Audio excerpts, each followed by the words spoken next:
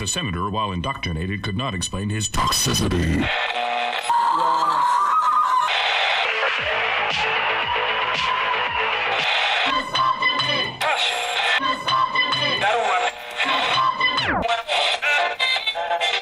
You should not listen to men's rights advocates if you want to know what they have to say. What's up, all you filthy misogynists? Welcome to HBR News, episode 139. This is the show where our stealthy polecats ferret out the best feels, funnies, and what the fucks to discuss slam, bam, badger style.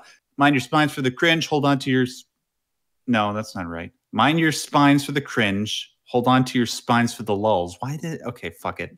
Sorry, it's been a while since I've hosted. And have your Hepstera at the ready for this hepatitis.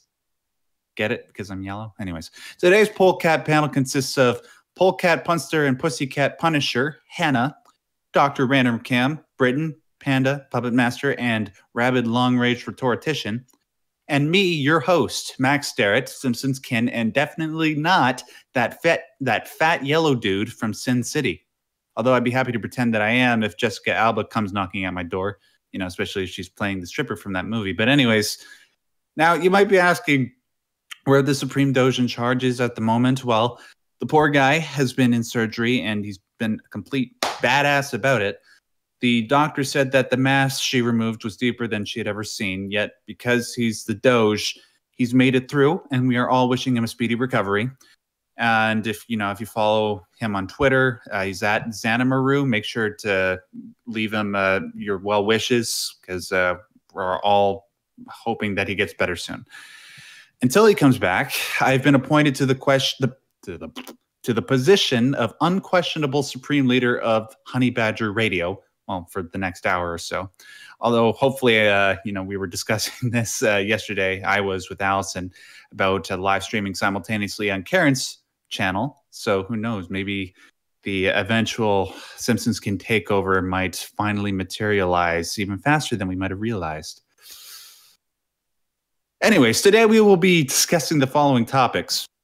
So, this great Twitter purge took place yesterday, and no, I don't mean purging like willful vomiting, although Twitter might as well be a teenage girl trying to burn off what she so desperately needs. No, we are referring to something we have known for about a month. Twitter was going to be banning accounts that supposedly promote hate and violence. What we wanted to know was which political figures would be removed. Well, we'll tell you about that in just a moment. A 22-year-old man named Liam Allen had been falsely accused of rape and dragged through mental torture, quote unquote, for 2 years. We know that he was falsely accused because the formerly alleged rape victim admitted that the sexual encounter in question, quote, wasn't against her will. However, unlike most of these types of stories, it wasn't the alleged victim who withheld this information. Rather, it was the police who withheld 40,000 texts from the accuser to Allen. And if that isn't depressing enough, we're also going to review a New York Times op-ed about Venezuela. Yeah. So Merry fucking Christmas, everybody. Happy Hanukkah, crazy Kwanzaa, tip-top tet, and a solemn and humble Ramadan. Make sure you take the time to count your blessings and embrace your family where possible. Oh, and finally, our bonus story for the Patreon-only after show, because The Last Jedi happens to be the biggest thing on everybody's mind at the moment, whether or not you really liked it or really hated it, because it seems to be pretty polarized in terms of what people thought about it. We're going to be talking about that in the after show. Specifically, we're going to relate it to this, social justice and all that, because we're going to be looking at an article from Elle that talks about why this movie is automatically awesome, because there's a whole bunch of ass-kicking women in it. So yeah, if you would like to be a participant in our after shows, either as an audience member or actually engaging with us, please consider becoming a patron. I can't fucking talk today. www.patreon.com/Honey Badger Radio. That's where you can go to support us. And here's Max Starrett with our first story. Well, thank you, Max. So going to... What is Allison saying? Oh, yeah. Okay. Well, maybe we'll talk about Kilroy maybe towards the end, because I don't know much about it. We might want to find out what's going on first. Yeah, Allison's just sending me messages behind the scenes, because I don't know why I'm telling you how things work behind the scenes. She haunts us and beats us and is terrible and mean. Yeah, okay, well, maybe I should just, Crack that whip! Yeah, maybe in the spirit of like Hollywood and speaking out about abuse, Allison beats us while we're doing the shows. She cyber beats us. She cyber beats us. And cyber murders us all. We're all cyber dead. Yes, I've been cyber dead for years. I'm a cyber zombie. I'm cyber dead inside. Let's go.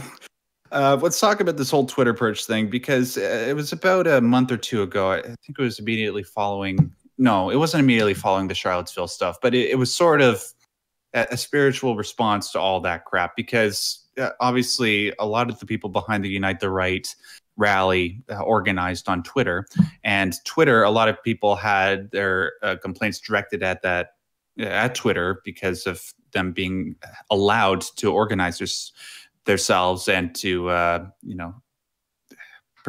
create an event where people got violent, and ultimately James Fields killed that one young lady with his car. So they announced that they were going to be purging several social media accounts that supposedly promote hate and violence. Now, at the time, we had to ask ourselves, okay, are Twitter going to be banning just people involved with the quote-unquote alt-right, white nationalists, white supremacists, or would they be going after people like Antifa? Fucking wow, Antifa. That's Antifa's older spinster aunt. Yes, there is like the evil, wicked stepmother that commands all the other Antifas, because they're feminist. But they decided, on December 18th, what they were going to do is they were going to remove several social media accounts that had supposedly promoting hate and violence. But we had to wait until yesterday to find out whether or not they were actually going to pull through with it. And if they did, what types of accounts they were going to be banning, where they were on the political spectrum, we don't know. Well, the current list that I have right now, I'm going to read out to you the main accounts. I'm sure there are a lot more beyond this, but these are just the ones that people within our community and nationwide might tend to recognize. So the most notable ones are Britain First, and the two people leading it, Jada Franson and Paul Golding. If you guys don't know what Britain First is, they tend to... how can I explain this? I don't know, Mike. Can you maybe take because you're British. They're not quite fascists. They believe strongly in borders and sovereignty, and they don't like Muslims. That sort of thing. It's the dodgy end, and it is. They are a bit dodgy. It's the dodgy end of the right wing activists. Precisely. And a couple of weeks ago, Donald Trump retweeted a couple of their tweets, their videos. And apparently, that he got in a lot of trouble for it. Even people like Paul Joseph Watson are saying, "Yo, Trump, what the hell are you doing?" And when Watson starts going after people like Trump, he's actually done fucked up. And Jada Franson and Paul Golding. On top of this, Proud Boy magazine was suspended, or banned rather. American Renaissance, Jared Taylor, American Nazi Party, the Traditionalist Worker Party. If you guys don't know who they are, if you want a good example of what type of people they are, they actually defended James Fields, like I said before, the guy who killed the one woman during the Charlottesville fiasco. They defended him. There is something to point out about that. It has come out that he didn't just wantonly, drive down the street and run some woman down because he wanted to do that. Oh. He was actually trying to get out of there, ran into some attackers, and his car had actually been under attack, and he fled that area and turned down a road where there were not supposed to be people, then hit the girl and panicked and drove away. So this was a situation where he did absolutely the wrong thing as a result of panic over several other wrong things happening. Not a malicious, I'm going to kill someone, let me get into my car and run people down act that it's been portrayed as.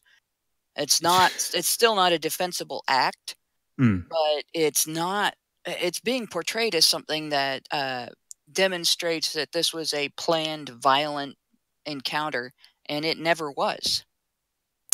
Well, yeah, I don't believe it was a planned encounter. I trust you, Hannah, but it just seems a bit strange because I watched that video and it seems like he's going way too fast. But anyways, moving on. Well, I mean, would you be going slow if you were running away from a group of people trying to break their way into your car? No, but it's just like if how can I explain this? It's like if you're further up the road, you need some road to gain speed, right? And if it's like he's turning around and then anyways, it's hard to explain. Yeah, it depends on the vehicle because it depends on how much pickup you have and all of that. To me, I don't want to turn around and condemn the guy under the news media's narrative simply because we have seen so many times that they falsify information in order to support their narrative. So I really don't want to like I don't want to blanket condemn the guy any more than I would want to blanket support the guy. And it's it bugs me to hear us repeating the mainstream media's story about him when there's other information that's come out that contradicts it. Right. I appreciate that. And it's important to condemn people for the crimes that they actually committed. So I could be completely wrong. Make sure, like, if you guys have this information, can you please tweet it to me? I'd love to read what it says. Moving on, League of the South, Nordic Resistance Movement, and then like 4 different accounts that I don't know. Maybe you guys know who these are. Ottoman Groiper, Conquer Groiper, Octescent, and Wailabus.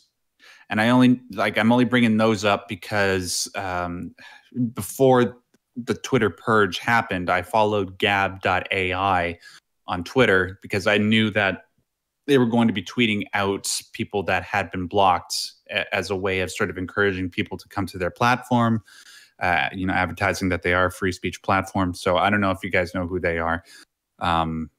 Mike, Hannah, no idea. But anyways, the point that I want to bring up by just reading out these names is that apparently, and I could be completely wrong about this, but based on my research, it doesn't seem like anybody that was anywhere left of center was banned during this purge. Yeah, I wouldn't know. Haven't been paying attention. Have you, I Hannah? have not. No, I have not seen anything showing anyone left of center being banned. I actually don't know who a lot of these people are, but I do know that just from watching the chatter on Gab, there's been a lot of people who have said, that they've either been purged or they've been hit with their accounts locked or suspended, or Twitter's using a neat new thing. If you didn't give them a phone number and you want to maintain your privacy, you can't keep your account. They're demanding phone numbers from people now that haven't. And see, my phone number is associated with my Twitter account because it's been about a year now, I guess. There was a concerted hack attempt, I guess you could say. I got like a couple times a day. I was getting your account has weird activity on it. You have to change your password, which was Twitter for somebody's trying to break into your account, change your password. And so there's been several people on Gab that have posted that they got some type of notice like that, and Twitter has demanded their phone number to confirm that they are them and to let them back into their account. So they either have to give their phone number to Twitter, whether they want to or not, or they're no longer Twitter users. It's the same thing that Facebook did with you giving Facebook your state ID, basically. Facebook is going through and demanding people's state ID in order to have a Facebook account. If there's any question as to their identity or whether their name is a real name and stuff, they now have to prove with the use of a state ID that's their real name. And I can see why people would stop using Facebook when that happens, because all of the various websites that have had data breaches, that now their private information is property of hackers that may be associated with identity thieves. Facebook is really dumb for asking for your driver's license, and things like that due to liability purposes. And I think Twitter may be in the same boat with respect to phone numbers for similar reasons. But there's been a lot of behind the scenes cutting people off in ways that are not necessarily directly associated with a Twitter purge. And they do all seem to be right wingers or people who have non-progressive stances on things, people who have criticized Islam, people who have criticized ISIS. And there's a few people that I saw previously who said that they were alerting Twitter to pedophile activity on Twitter, and they were cut off. Their accounts were eliminated or their accounts were frozen and things like that. What? So it seems to be hitting a strange mix of people.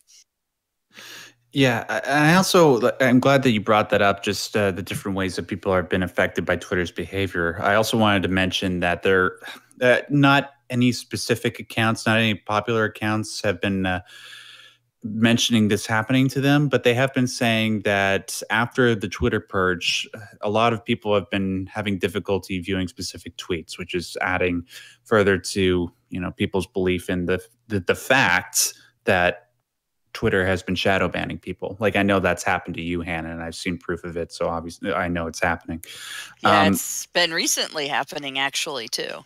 Mm-hmm. Also, another thing that I found a little bit interesting is like we were talking about this just before we started the show, Hannah, is that with this, just on this day, we were expecting a whole bunch of people to go. But regardless of whatever side of the political spectrum you were on, we were expecting like Armageddon.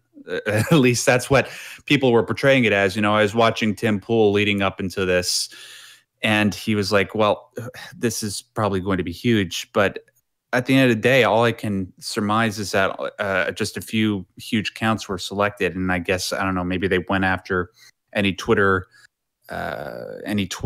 pictures that maybe had like a Nazi logo in it. But that was it. I mean, like, we still have the one guy, I thought that we were all suspecting would be banned off of Twitter would be Richard Spencer, but he's still there. So what the hell's going on? Yeah, in fact, the Daily Beast had an article about that. They were very upset, apparently, that Richard Spencer was not eliminated from Twitter. Yeah, and I can only imagine the reason why he wasn't eliminated from Twitter is the same reason somebody like Donald Trump hasn't been eliminated from Twitter. It's because how would the mainstream media be able to get content to talk about when it comes to, giving, not Donald Trump and Richard Spencer are definitely not equivalents. I'm just talking about the mainstream media getting easy access to controversial figures so that they can do news stories on them. Because after all, when it comes to the way the mainstream media covers Donald Trump, for example, what do? They just go to his Twitter page, right? And a lot of people are wondering, like, Donald Trump has retweeted videos from Britain First, and Britain First was suspended. So couldn't you do that to Donald Trump? Well, actually, there's another reason they might not be getting rid of them. If they get rid of them, if they get rid of the president, that there's going to be huge backlash, and they don't want the government to have to deal with the situation of a website censoring government officials, because that might actually end up really bad for the entire internet. But the other thing is, if they take someone big, like someone that normally would be checkmarked. I don't know if Richard Spencer is not checkmarked because of his beliefs now, which Twitter opened a massive can of worms with that. But if they get rid of someone like Spencer and he goes to something like Gab, a lot of people will follow him. They will be giving their competition a huge boost. If they get rid of government officials and those government officials start disseminating information on Gab, that will be giving their competition a huge boost. The worst thing Twitter could do to itself, the worst thing Twitter's admins could come up with, is to send big audience draws looking for other platforms. That would be incredibly stupid. Yeah, can you? That's actually quite fascinating because can you imagine, like, if somebody like Richard Spencer actually left Twitter and went to Gab, Yeah, that would actually. have tens of thousands of people, not just people that follow him, but journalists, people that Get hate Milo him. on Gab. Get Milo on Gab, and Twitter is fucked. That is so true. Oh, but I don't know. I don't imagine that happening anytime soon. But it will I think happen. Milo is on Gab. I've seen him there. And Is he? And like Sargon sort of left Twitter and said I was he's gonna going say to Gab. I've seen a few people using the name, but I'm not sure if any of them are actually him. Is it checkmarked? Good point. It might not be him, but there's Well, there's a quite popular one that quite a lot of people are following. But yeah, the traffic doesn't rise as quickly as you'd think. Largely because there hasn't been any sort of big public Streisand moments like the one they could have pulled just now. Yeah. Yeah, that will be what it is. Because, yeah, Mike just put it pretty succinctly. What's going to happen is very, very slow, gradual growth. And then something big is going to happen where it affects Twitter negatively and other social media platforms positively.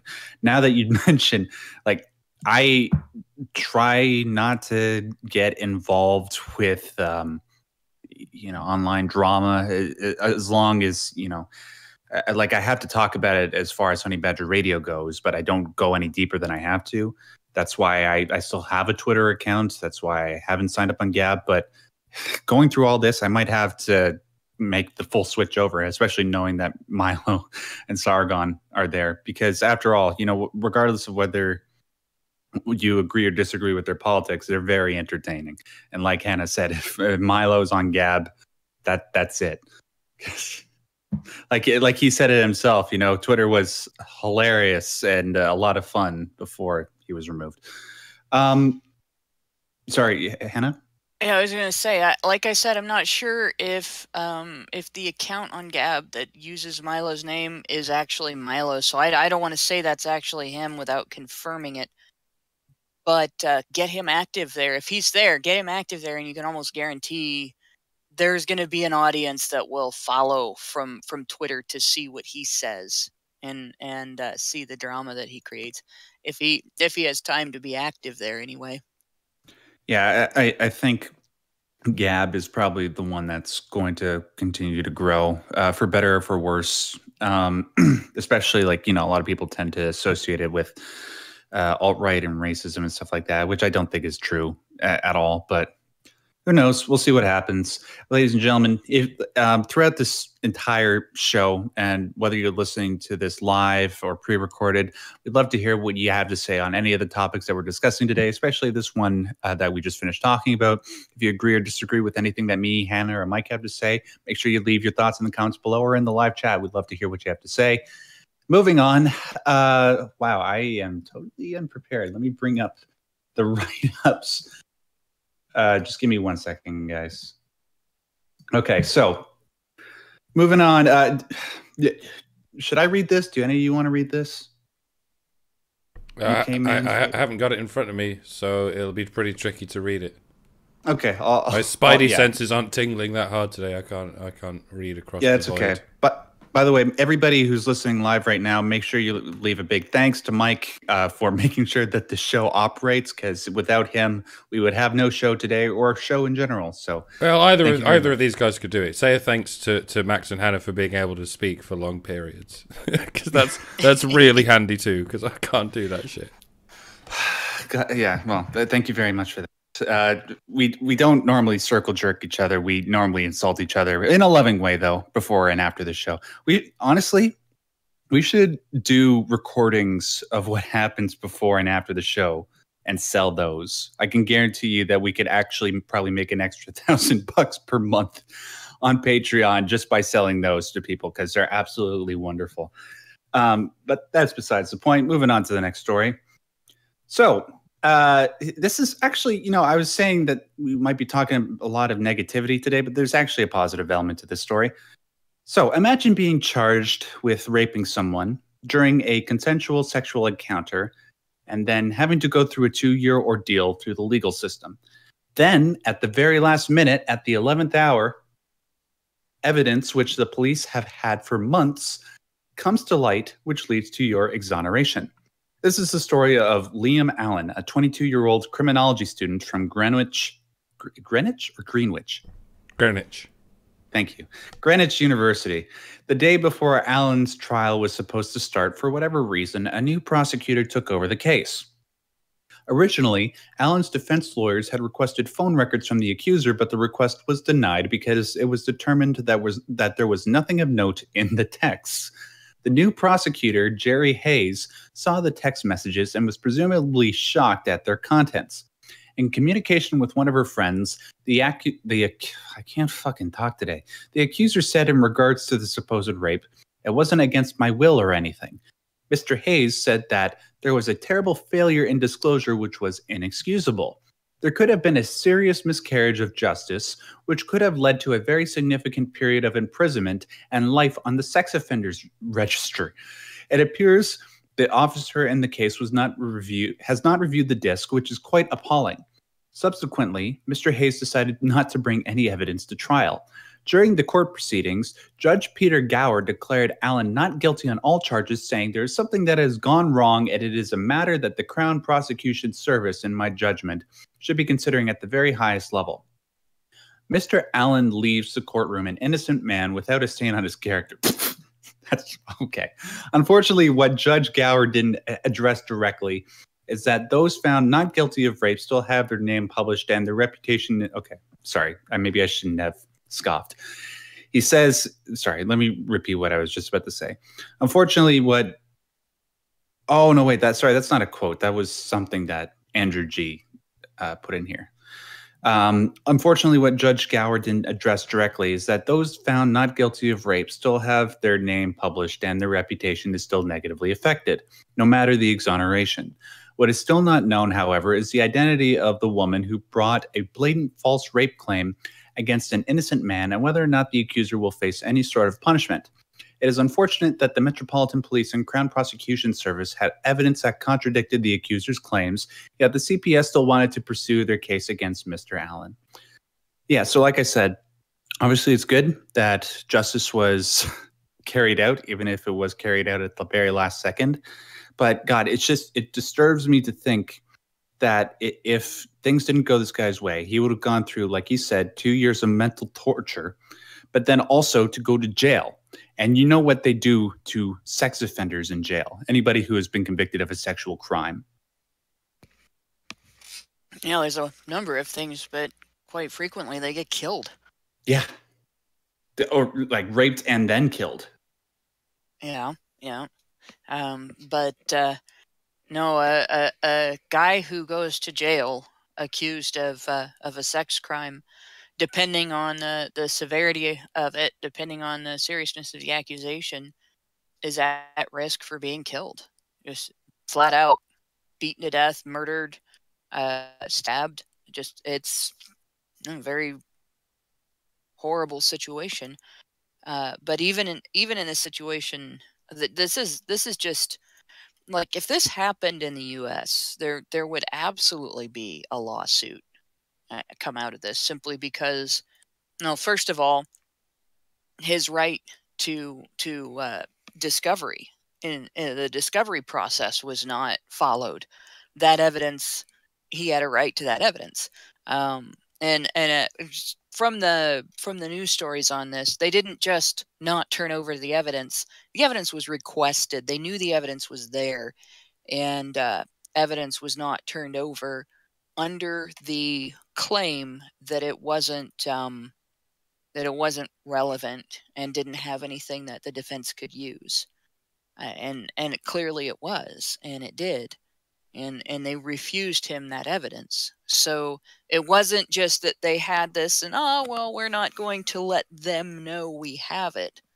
It was, they knew, they asked, and they were refused. And they had to fight for it. So there would be a huge lawsuit if this happened in the U.S., just on that basis. And then he has the right to present exculpatory evidence in the court case. And of course, having denied him access to that evidence violates that right as well. So this would be, I don't know how serious this is there, but it would be incredibly serious here. there would be a hell of a response to this.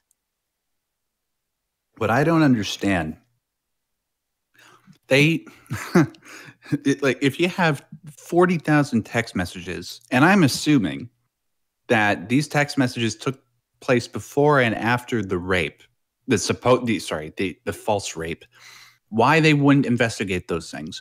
Because ultimately, that's evidence that could help your case, right? That like if the people that are trying to, well, I guess I don't know. We have to remember, from the prosecution's perspective, it wasn't going to help their case. Right. Yeah. I'm an idiot. You know, if somebody does something like that to you, somebody assaults you, if somebody sexually assaults you in any way, shape, or form, the last thing you want is more contact with them. You don't want to be around them ever again if you can help it, you know. So 40,000, the fact that there were 40,000 text messages kind of indicates that something was up with the accusation being false. Like combing through all of those must have been a huge pain, but obviously with that many, there were going to be direct messages that were themselves exculpatory, specifically in what they said, not just by the fact that they were messages after the fact. So it just it was pretty obvious from this that the police and the prosecutor were going after somebody that they knew was innocent, and they just wanted to get a conviction, which is despicable. Yeah. And see, the thing is, I can understand the mindset because, like given the way that our culture, or anybody rather, has treated the issue of sexual crime, especially in the last few years, you'd understand why, you know, even if there's a chance, you want to make sure that these assholes go behind bars, because ultimately, and at least in my opinion, aside from murder, rape is the worst thing that you could possibly do. But even then, like as we've discussed multiple times here on Honey Badger Radio, this is why you have due process. This is why you present all the evidence that you have, and then that's why you go through the process, obviously. Also, another thing I wanted to bring up before we move on to the next story, in respect to the content of these messages, one thing that I believe it was Andrew that wrote this for us. Yeah, it was Andrew. He forgot to mention, well, he didn't forget, but like he just neglected to include that some of the content of these messages were absolutely, well, they would make Caligula blush. Let me just put it that way, because what some of this woman's texts included violent rape fantasies and stuff about BDSM and stuff like that. So, and like I said, whether they probably occurred before and after this supposed rape took place. And the fact that they neglected to put that forward, it's just, it scares the living shit out of me, because I understand, especially coming from like a place of somebody who has always sort of been on the side of women my entire life, and I have a bias towards issues involving sexual crime. But even then, like thanks to the work done by Honey Badger Radio and people like Karen and Hannah and other YouTubers out there, I understand just how important it is to make sure that we go through due process, because if not, you know, people like Mr. Allen here, he probably would have been fucked. Wow, I think in his situation, in this case, and in some of the other cases that I've seen, where this happened with a local fellow that he's trying to get on with his life, so I'm not going to name him, but I watched a case here in the Dayton metro area where the same type of thing happened. They not necessarily with text messages, but there was clear and obvious evidence that the allegation was false. The way the allegation was worded, the accused would have had to have 3 hands to do all of the things that the accuser said he did at the same time. And she did say he did them all at the same time. So it was blatantly obvious that the accusation was made up. She had not considered the fact that it takes 3 hands to do 3 separate things that involve force. And uh, the situation basically was that the court wanted a conviction, so they railroaded him. The judge denied him a change of attorney when the attorney wouldn't argue his case and made one up for herself to argue that wasn't his case. The prosecutor basically ran him over repeatedly in various ways. At the end, when it became blatantly obvious that the guy had been railroaded and he was trying to get some justice, to get things overturned, to get this fixed, the prosecutor's last word on the topic was res judicata. It's already been decided. Yeah, we know we railroaded a guy that was completely innocent. Yeah, we know that we totally fucked him over. But it's already been decided. He's going to have to deal with it and go through and be punished as a rapist when he didn't do anything wrong. Yeah. And that's that situation. There was some serious wrongdoing there, and in the end, it was all we could do to get that overturned. And it took exposing it to the public, and they were embarrassed that it was exposed to the public, and that's what got it overturned. And this is why, remember when we talked about people coming into the court and actually witnessing the cases, even though you're not a witness in the case, you sit in the audience and you watch what the prosecutor does and you watch what the judge does. And if there's a public defender, you watch what the public defender does, because they're not always on the defendant's side. So I don't know, this whole thing, it's disturbing and it's disgusting. And the fact that it happened, and the fact that there hasn't been, I hope that the judge follows through with this in saying that there definitely needs to be an investigation, and why did this happen and what can they do about it. I hope they follow through with that. But when it comes to the court system, the best thing that you can do as like a person who's connected to somebody that's accused or somebody that's going through an ordeal like this, one of the best things that you can do is be there for them in the courtroom because of things like this. Absolutely. I'm not saying this is necessarily why I'm MGTOW, but some days it's good to be MGTOW. Yeah, it's like I've had my disagreements with MGTOW, but holy crap, in this particular circumstance, they have a goddamn point. Speaking of which, I've got some super chats to read out. Please, yes. Joey Jojo gives us $5 and says, and shit like this is why MGTOW is rising, and roasties, and women will be replaced by robots, and more women will be alone. Okay. Good to hear from you, Joey.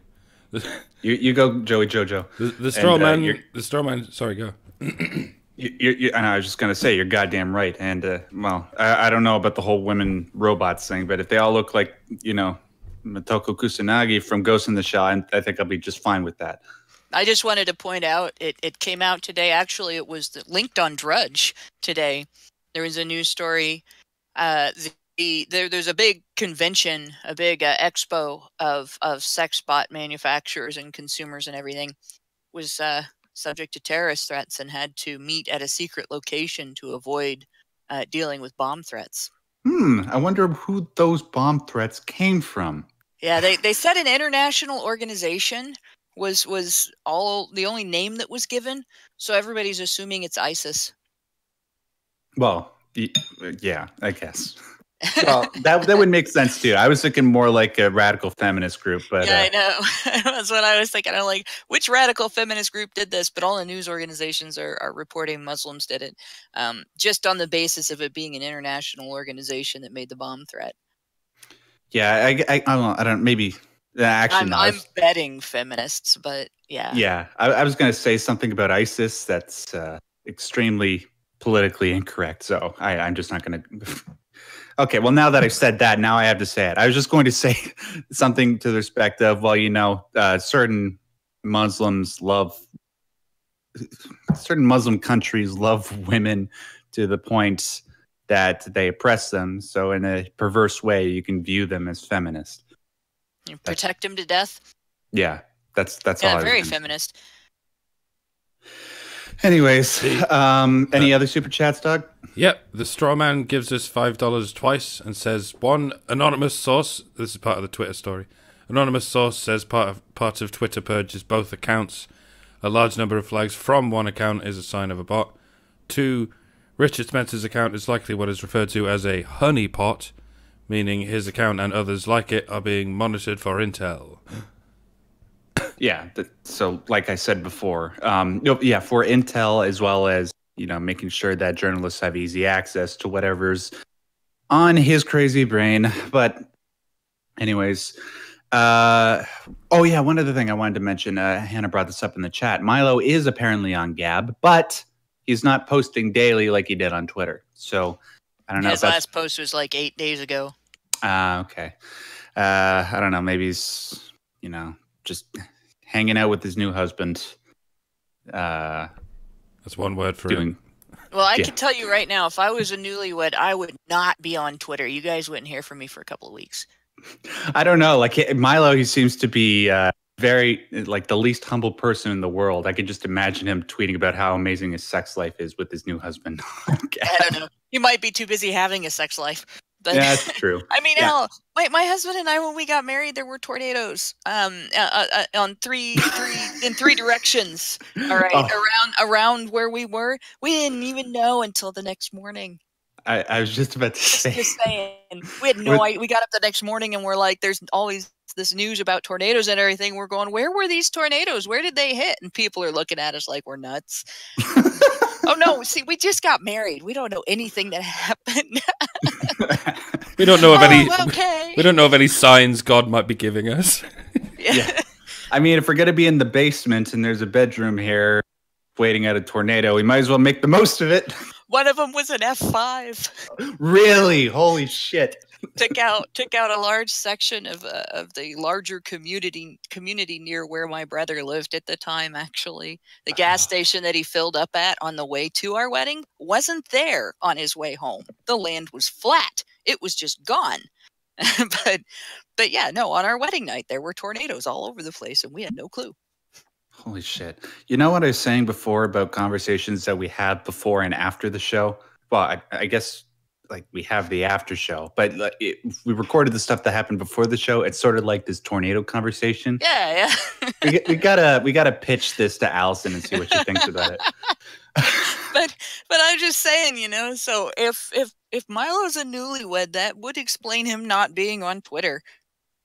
Yeah, his hands have probably been tied behind his back for the last 8 days. So. Moving on to I guess we got one more super chat. We do. One more super chat related to this story. It's Joey Jojo again. Years from now, women will be like, "Where are all the good top 20% of men at? Bitch, we are fucking robots because you are not fucking safe." Oh, I love our audience, man. Well, they get the point across one way or another. Yeah, sorry to kill the buzz, but this thought just crossed my mind. How long, when robots develop artificial intelligence, like self-awareness, how long until, there's women's rights advocates for female robots, and then we start determining whether or not they can consent? Well, I guess you can just not give them a brain. I'm overthinking this.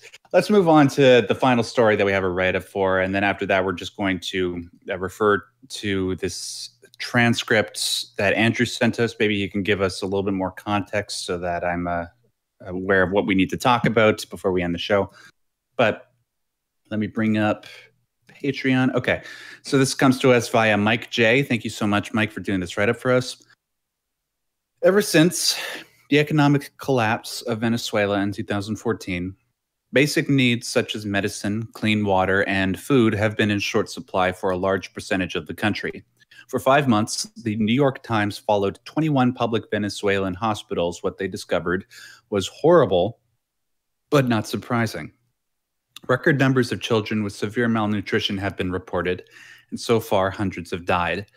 This is something the Venezuelan government has tried to keep hidden with a nearly complete blackout of all health statistics and by intimidating doctors into not recording deaths associated with the government's failing.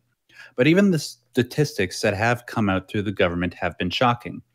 The 2015 annual report from the Ministry of Health states the mortality rate for children under 4 weeks old had increased 100-fold, from 0.02% in 2012 to just over 2%. Maternal mortality had increased nearly 5-fold in the same period. More recently, in April of 2017, an unpublished bulletin appeared on the website of the Health Ministry stating that 11,446 children under the age of 1 had died in 2016, a 30% increase in 1 year.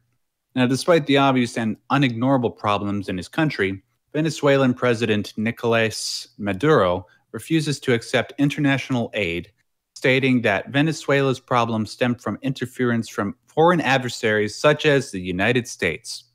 Spoken like a true socialist there. You know, anybody points out problems with your ideology, just say, well, the United States is evil and capitalism is evil. And it's not like capitalism doesn't have problems. Obviously, every single political system does.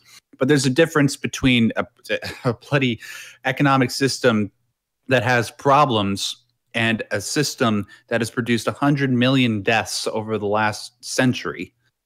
Like, did we not learn anything from, Cambodia, Cuba, the Soviet Union, China? I'm sure I'm missing a whole bunch of other ones. Some African countries.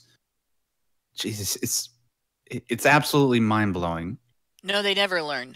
It just this type of collectivism, like this, the grand scale collectivism, does not work in a world where it has any competition from anywhere ever. It's not like capitalism. You can compete with capitalism and capitalism will survive. You can even taint capitalism with a significant amount of socialist policy and it'll survive for a long time. Because that's happened here in the United States. But you can't do that with socialism. You can't do that with communism. They have to be completely devoid of competition from other nations that don't do things the way they do them, or the system doesn't survive. It falls apart. We don't even know if such a system would actually survive in a world where it didn't face any competition from any other systems. We only know that it can't survive in a world where there are countries that are not communist or socialist. So there's never going to be a situation, I don't think, where there's a full collectivist world like that. It's just not going to happen because it's not in human nature. That's not the way we do things. It's not the way we thrive. We thrive on overcoming adversity for the purpose of obtaining things for ourselves and fixing our own problems and getting kudos from our neighbors, and not the candy bar. Mm-hmm. And you don't mix that with these things. You don't mix that with this idea of everybody gets the same thing, and nobody, no matter what they do, deserves any more. That doesn't work, and people don't thrive on that. People don't do well on that. I have my suspicions that there's no circumstance under which such a system would succeed. But like I said, we may never find out, because the systems that it can't survive competition with are better. Yeah, it's like what Winston Churchill said. Democracy is the worst system except for all the other ones. It sort of goes for, Western capitalism. What was the thing that I was going to say? You brought up a good point about striving. A lot of people like to say, well, isn't it a righteous goal to try to make sure that everybody within your particular society has all their needs met so that they can thrive? Well, yeah, obviously. But the whole point of life is to be able to strive so that you can rise above the mediocre masses. I mean, that's why people do anything. It's because they don't want to be like everybody else. They want to be something greater. They want to be somebody that people can look up to. They don't want to just be mediocre, because you can't sell mediocrity. You can't achieve great wealth by just imitating what other people have done or doing it to a lesser degree. And ultimately, socialism and communism is the antithesis of that. Although it sounds good to be able to say, to what it was the Marxist saying. It's like it's from each according to their ability, to each according to their need. Is that it? I believe so. And that works nice if it's not forced. The minute you start confiscating things from one group of people and giving them to another group of people, what you foster is reliance without merit. In other words, the welfare system, like here in the United States, you have people who will use it to get a leg up when they're down and try to put themselves back on an even keel and move on from it. And that's actually very hard to do because of the way it's set up. It's not set up for people to use temporarily. Then you have people who will rely on it, not just temporarily because they're down, but for life, and they'll make it a generational thing. And I mean, that seems to be the majority instead of the minority in this type of system. And at the other end of it, you have it ends up dampening enthusiasm for innovation and for striving to produce more and do more, because it's just going to be taken away. So it's discouraging at both ends. Right. Yeah, Mike. Yeah, it generally manifests in two stages. Stage one, everyone should be equal and everyone should be nice to each other. Is everyone equal and nice to each other yet? No? Stage two, let's force everyone to be equal and nice to each other. And just to make this clear, I don't have a problem with stage one. I agree that it would be totally nice if everyone was nice to each other and everyone had equal rights and shit. And everyone was equitable in every possible way. But don't let it get to stage two, because I do have a problem with stage two. That's where the people die. That's where the bodies pile up and shit. Yeah. Yeah. To quote Austin Powers, "I want a toilet made out of solid gold, but it's just not on the cards now, is it?"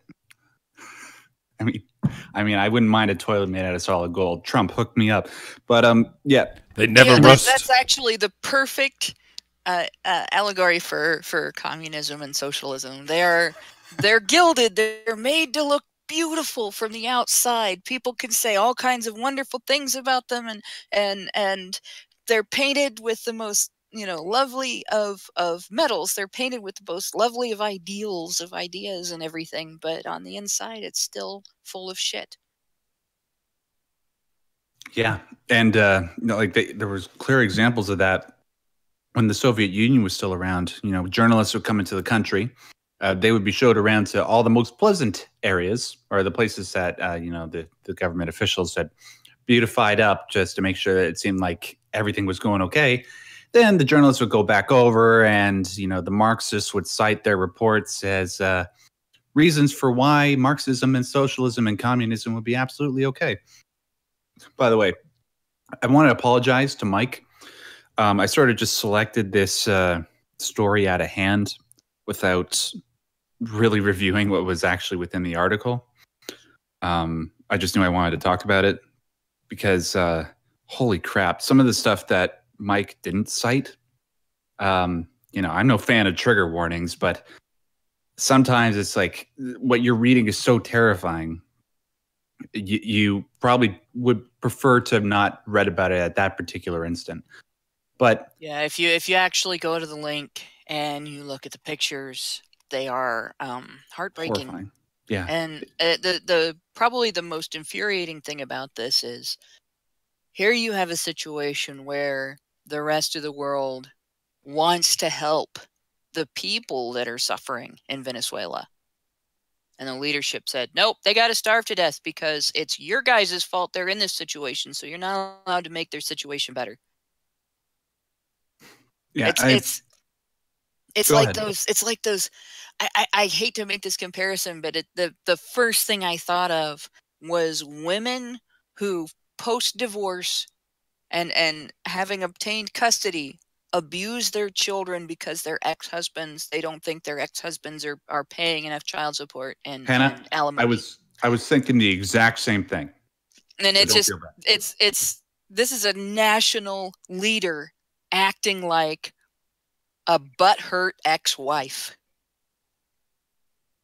And I suppose that's incredibly sexist to say, but since it happens in real life on a regular basis, and I've seen it happen to people I know personally, actually that I'm very close to, I can't, it's not all that sexist if it's true, is it? I mean, I'm sorry, but No, it's one thing to call something sexist because it's a stereotype that's made up. It's another thing to say, well, you can't admit that because it's sexist. Well, this guy is doing the same thing. How can you starve the people that you're responsible for, the people that you've told you're their leader and you're in charge and they should be looking up to you? You starve them out, not just by failing at everything that you set out to do, but by not letting other people come in and help because you essentially have butthurt ex-wife syndrome. That's something that can be attributed to all ideologies. People, prominent figures who follow certain ideologies, butthurt ex-wife syndrome. I believe you meant ex-partner, Hannah. Well, I mean, yeah, I have never seen this happen to a woman. The other way around, where the guy gets custody and the dad gets custody and then abuses the children because the wife's not giving him as much money as he thinks he should be getting. No, that's a female behavior. Yeah, when it's like what 80+% of divorce cases end up with the women getting most of everything. Yeah, I think it's okay that Hannah makes those assumptions. But yeah, I suppose the one good thing that made me want to continue with this article and talking to you guys about the content of it is that it's Christmas time, and reading stuff like this, a good thing to take out of it, at least this is what I've been doing, is that it really makes you appreciate all the various blessings that you probably don't think about 364 days out of the year. And when I'm reading about, like, I don't want to say trigger warning, but just like turn off your your headset if you don't want to hear about this. But when you are reading about women who can't breastfeed their kids because they're so malnourished, then they're in the hospital with them for 6 weeks, and at the end of everything, they actually die. It really makes you appreciate, the benefits of the capitalist system, and just the fact that you have most of your family that you can eat. And even if some of you out there that are listening to us right now are poor, and I know a lot of you are. I mean, a lot of the stuff that we talk about here revolves around men's issues. Even then, compared to the rest of the world, even though your problems are real, it could always be worse. So I'm sorry to put it that way. At least when stuff like Hurricane Harvey hitting Texas happened, you didn't have a governor, in there going, nope, no humanitarian aid can be sent to Texas because we hate all of the other states of the union. Exactly. And it boggles my mind to think that this Maduro guy, he will not be self-reflective enough when little children,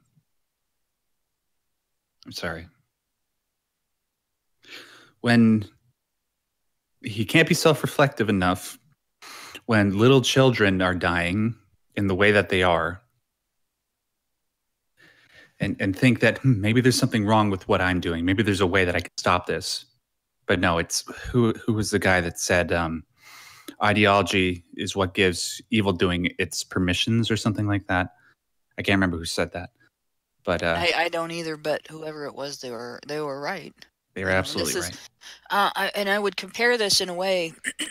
It's not the same because it's not done for the same reasons or on the same basis, but I would compare it to the Ukrainian Holocaust. Um, the Oh Ukrainian God, the farmers, Holodomor, yeah. yeah, and this the Ukrainian farmers just didn't want to farm communally. They didn't want to follow the communist style of farming. They had their land. It was their land. They were going to grow their food, and they were going to sell their what they've grown on the market, and it was working. And along comes Stalin, and nope, you got to do it this way. Now we own it, and we take it, and we're gonna. If you don't cooperate, we're gonna take all of the food in your country and starve everybody out. This isn't exactly the same, but it is in a way, because here you have a nation that is failing. You have nations that are willing to step in and at least help so that people aren't starving. And you have leadership going, nope, we're going to make sure no food gets in here. Let the people starve. It's the same thing all over again. Oddly enough, each of these examples that are supposedly not communism are hailed as the next great example of how great communism is, or how great socialism is, and how great collectivism, how wonderfully it works, right? Each of these, you come in and, oh, this is the new nation state. This is what we should strive for. This is what we should aspire to. Oh no, wait, no, this isn't real communism. This isn't real socialism, because people are starving. Yeah, like what does Jordan Peterson say? When people say, "Oh, well, that wasn't real," he says, "Well, think again, sunshine."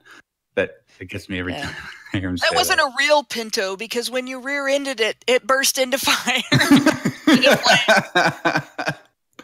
Oh, thank you for that. I had to say something lighter. Yeah, please, thank you. But yeah, just to close this off, if you know somebody who's a communist defender of it, tell them about the Ukrainian Holodomor. That's HOLODOMOR, and see if they still think that communism is a good idea. So before the super chats are in context. Please. Shall I read a few out? All right. Yes. Ryan Field gives us $5. Our people are starving because of you. How dare you give our people food? Frowny face. Yeah, exactly. Cyberzerk gives us 3,000 sex. But we could try 5 years of communism followed by 5 years of capitalism, which then are replaced by 5 years of communism and replaced with 5 years of ... End quote. What did he give us 3,000 of again? SEK, is that a Yes, that's right. No, you have to say it like you said it before. It's 3,000 sex, yes. Yes, there we go. We have the best audience. Thanks for the 3,000 sex. We talk and they give us sex. 3,000 of them. Quite a bit. I've been told that I have the gift of the silver tongue. I didn't actually think it would get me this kind of reward, but fuck yeah, send it my way, baby. Bring along a friend if you can. Cyber sex is better than nothing, I guess. And if we go to female robots, I might as well get prepared. What am I even talking about? Do you have anything else there, Mike? Yeah, someone's given us 15 billion of the Venezuelan peso. I'm gonna get myself a drink. So a nickel. Yeah, no, that didn't happen. I made it up. But Lady Justice gives us 50 Donkey Kong coins. Communism has never been tried. Joking aside, you guys are doing a great job, and give my best wishes to Brian. Yeah, of course. Go, Brian.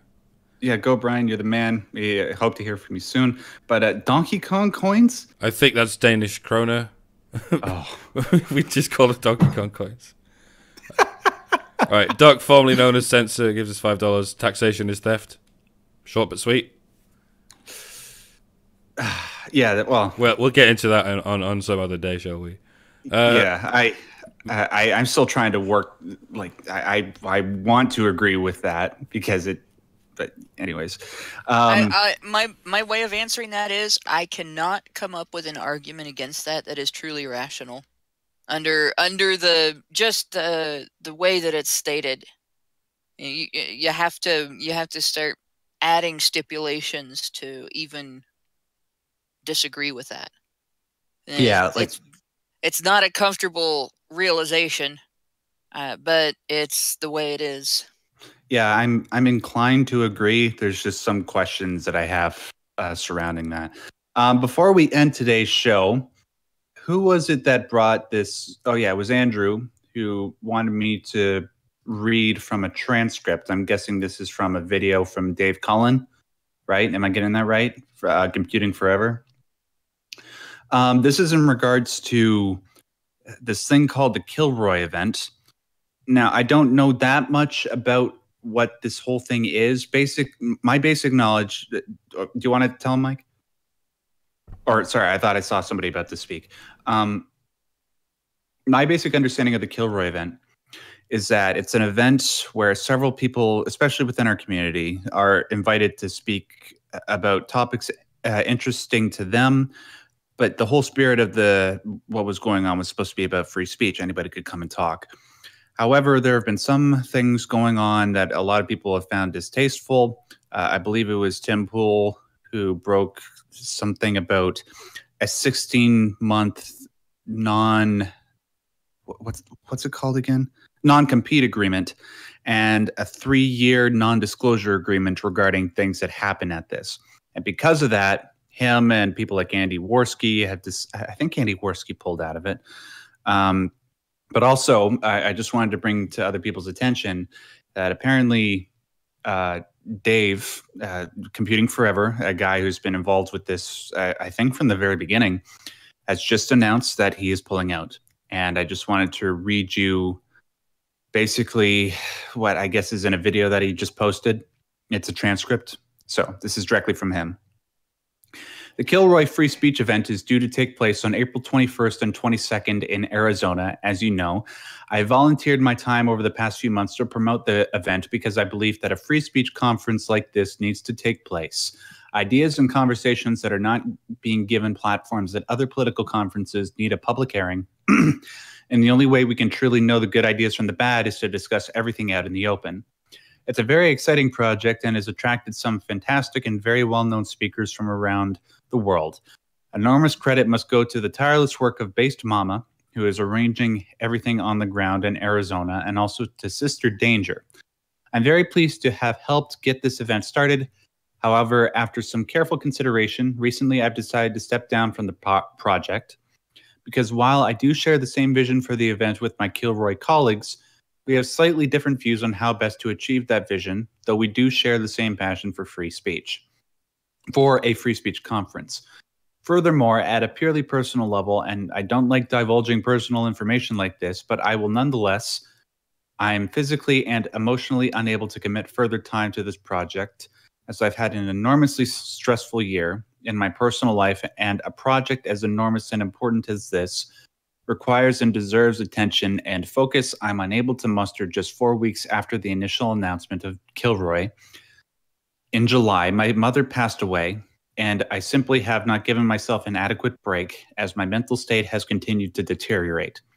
I've buried myself in work as a response, and given the enormity of this project that has not been a healthy choice, I'm looking forward to developing an entirely new and much healthier work routine and balance in my life for 2018. This is a decision I have taken a great deal of time to reach, and I believe that it is ultimately in the best interests of the event itself. I want everybody involved in organizing it to be happy and confident that they can bring Kilroy to fruition in the way they believe to be best. But I'd like people to know that I believe the Kilroy project can be an enormous success. Based Mama continues to attract some very talented intellectuals, academics, YouTubers, and other public speakers, and I have every confidence that attendees will experience a wonderful weekend in April. Conferences like this need to happen. Just because I'm no longer involved in it doesn't mean that Kilroy isn't a great idea, and I wish the organizers all the very best in the future. I don't know if I will end up attending the event, but if I do, it will be as an audience member. Like everybody else, as I don't think I have the headspace right now to commit to anything more. If you'd like to know more about the Kilauea free speech event. You can visit the website, of course, and further inquiries can be made to Based Mama at Kilroy event. Thank you. Well, that's too bad, but I understand. This is a poor example, but it's an example that I like to use anyways, because it gets us across the same message. I totally understand. Like when you lose a loved one, a natural instinct that people seem to have is to bury themselves in work so that they can take their minds off of it. And the example that I want to use, even though it's sort of a poor one, is Zack Snyder. He was the director of Batman vs. Superman, Man of Steel, Justice League 300. And while he was filming Justice League, tragically, his daughter committed suicide.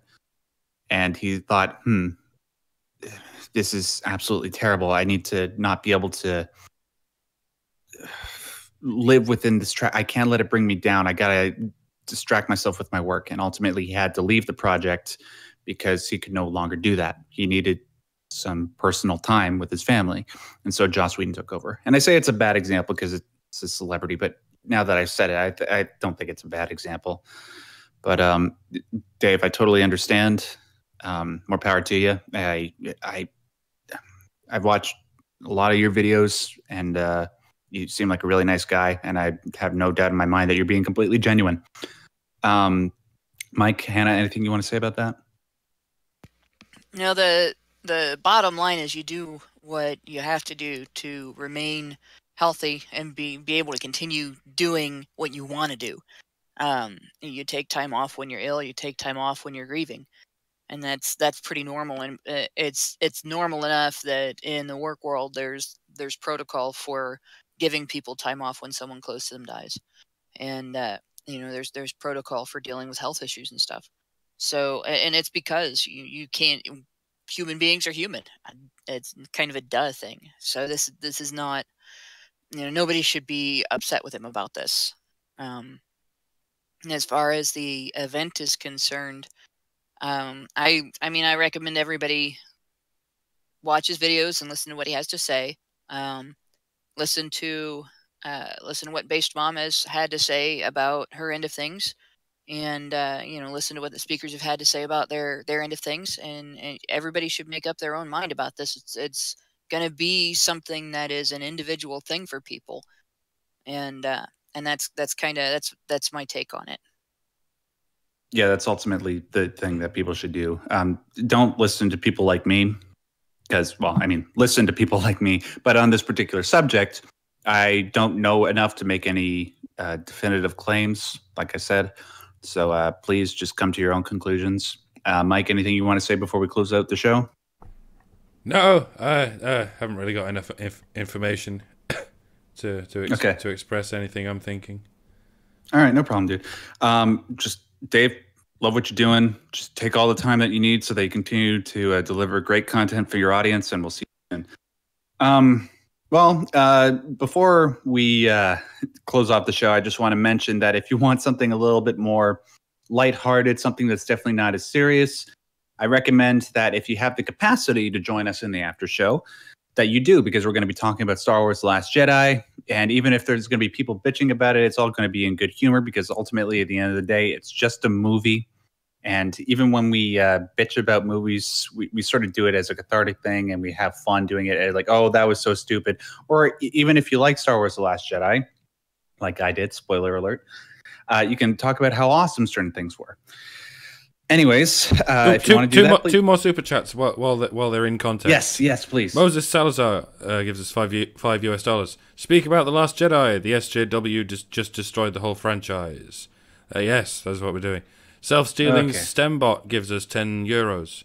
In a world where the fight against social justice is present and badgers only want to know about the latest Star Wars.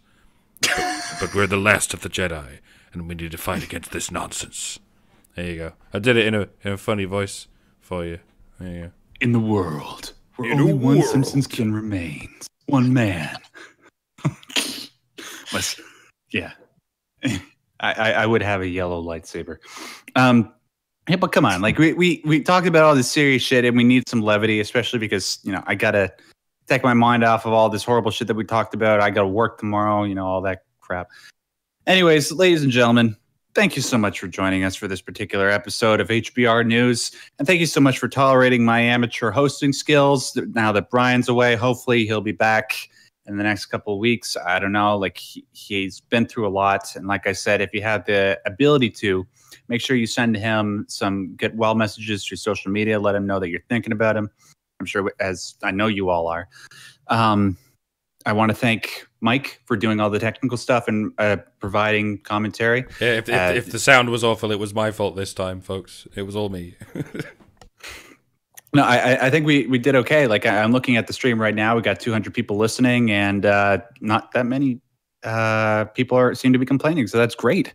And I also want to thank Hannah, because if it weren't for her, this show would probably be half as long, because I have, nowhere near the insightful opinions that she does. And I have a big mouth. Yes. I have a big mouth, but in the literal sense. Like people actually said that I have lips like Steven Tyler, but that's a little bit too much information. But that's actually true. I'm not just making a joke. If you like this particular episode of HBR News, make sure to leave a like, guys. If you're watching the show live right now, hey, talking to you. Can you please hit that like button, because it really helps out Honey Badger Radio. It helps get our content out to as many people as possible. That's how the YouTube algorithm works, apparently. So please hit that like button right now. And if you're new here and you aren't subscribed to us, why the hell aren't you subscribed to us? We do great videos every single week, not just HBR News, but HBR Talk. You got me doing my Breaking Badger news series. Make sure to check that out for all the sexiness that I get to offer. And until we do another one of these shenanigan-ridden episodes, have a lovely, lovely day. Oh, and wait, are we still live? Yes. Okay. I'm sure Allison would want me to say this. Go to feedthebadger.com if you want to support the show, or support us on patreon.com/Honey Badger Radio. Okay, we're good. Word. Adios.